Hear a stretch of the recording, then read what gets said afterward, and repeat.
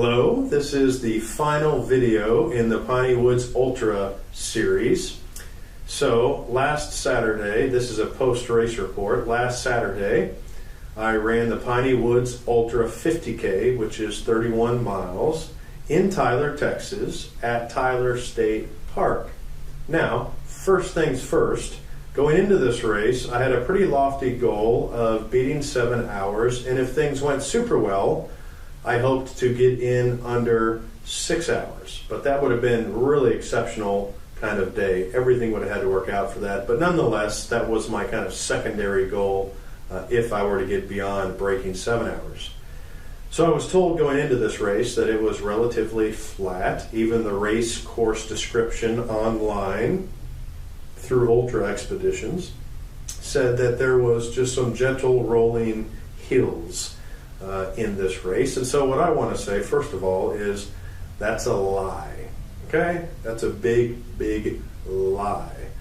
By the time I finished this and was eating my post-race hamburger, talking to, I think, the assistant race director, she informed me that it was just under 4,000 feet of climbing in this race. And while my Garmin didn't say it was that much, nonetheless, it was far more than rolling hills and relatively flat, which meant on loop 1, I quickly realized halfway through the loop that my time goal of breaking 7 hours was going to be very questionable because of all the climbing and a climbing that you really just had to kind of hike through. You couldn't run, so you weren't going to gain any time there.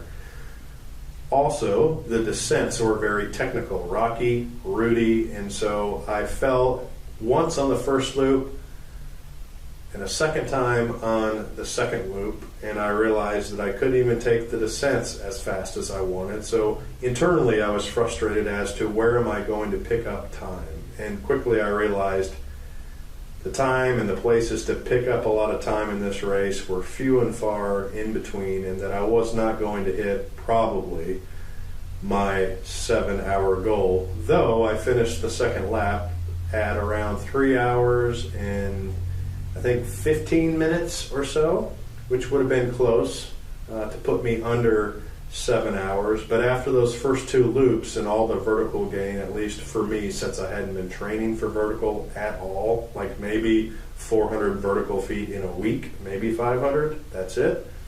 And that was usually only if I ran in Irwin Park, okay? So I knew that I was not going to be able to match the time that it took me for the first 2 loops on the last 2 loops.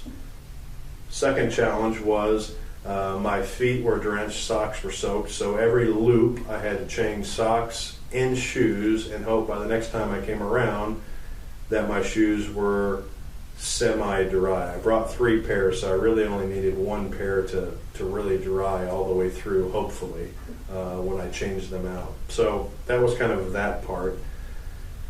Then near the end of loop 3, so each loop was 7.75 miles. So near the end of that third loop, I noticed that I had some chafing issues on my underside, and that began to hurt really, really bad. I tried drying everything with a paper towel, adding Vaseline, doing everything I possibly could, but nothing was going to stop this chafing from being an irritant the rest of the way, which it was and which it remained, which led me to walk like a rodeo clown when I was in the race near the end and after the race, walking to my car. I looked like a rodeo clown. Okay? That's, I think, the third point of that whole scenario. Then I developed a couple hot spots right on the center of my feet, both feet, and I thought, okay, I'm getting a blister. There's a horrible blister. I'm just going to go through the blister. I might have one. If it pops, whatever. That's going to be fine. I'm going to get through. So as I walked and ran as much as I could, or really my run would be called a shuffle near the end, I finally finished the race.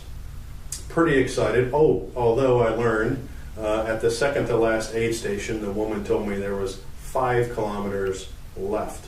Now, psychologically, at the end of a 31-mile race, that's something you're excited to hear. Only 5 kilometers.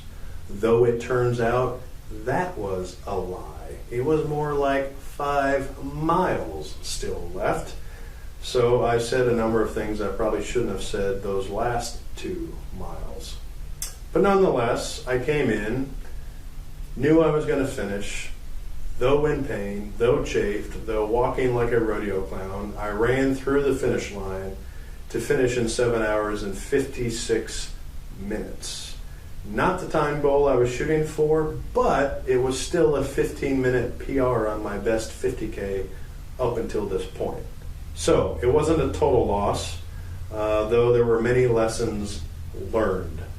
Do much more investigative work about the course you'll be running the race on, and make sure your training matches the course you're going to race, particularly when you're trying to set a goal, okay? Which I knew, and I just simply didn't do. So anyway, that's the summary of my 50K at Tyler State Park. Though it was beautiful, it would be a great place to go run and train and get some vertical training. And it would be a great race, and the volunteers and everything was great. And it would all be awesome if I had come in better prepared than I was. But that's not the race's fault. That's my fault. And so apart from that, they put on a great race, great people, great time. And Tyler State Park is absolutely gorgeous. And don't forget to jump into the spring-fed lake at Tyler State Park. So, happy running. Check the course first. Bring extra Vaseline.